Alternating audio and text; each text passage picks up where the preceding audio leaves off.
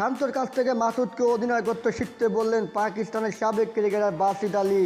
রাওয়ালপিন্ডিতে সিরিজের প্রথম টেস্টে বাংলাদেশের বিপক্ষে হারের পর কড়া সমালোচনার মুখে পড়তে হয়েছিল পাকিস্তান অধিনায়ক শান মাসুদকে।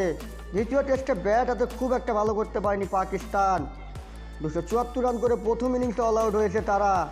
এরপর মাত্র 26 রানে বাংলাদেশের 6 উইকেট তুলে নিলেও শেষ পর্যন্ত 12 রানের লিড নিতে পেরেছে পাকিস্তান। মূলত মেহেদী হাসান মিরাজ ও লিটন দাসের ব্যাটে চড়েই ঘুরে দাঁড়িয়েছে বাংলাদেশ।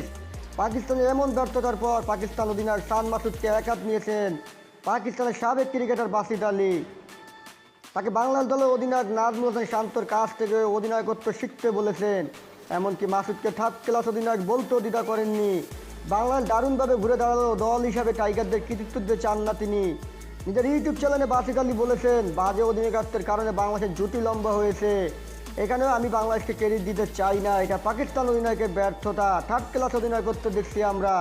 যদি ম্যাচের ফলাফল পাকিস্তানের পক্ষে না আসে তাহলে শান মাসুদকেই সম্পূর্ণ দায়ভার নিতে হবে। আপনি যদি না জানেন কীভাবে অধিনায়কত্ব করতে হয় তাহলে নাজমুল হোসেন শান্তর কাছে গিয়ে জিজ্ঞাসা করুন কীভাবে অধিনায়কত্ব করতে হয়। ব্যাটিং বিপর্যয়ের পর লিটন ও মিরাজ মিলে সপ্তম উইকেটে 165 রানে জুটি করেন। এরপর মিরাজ 78 রানে ফিরে গেল লোয়ার অর্ডার ব্যাটার হাসান মাহমুদের সঙ্গে। 69 রানে জুটি করে পাকিস্তান সঙ্গে খুব কাছাকাছি পৌঁছে যান বাংলাদেশ।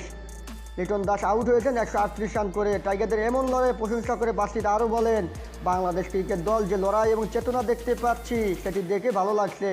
বাংলাদেশ নিজেদের প্রয়োজনীয় মুহূর্তে হিরোদের পেয়েছে।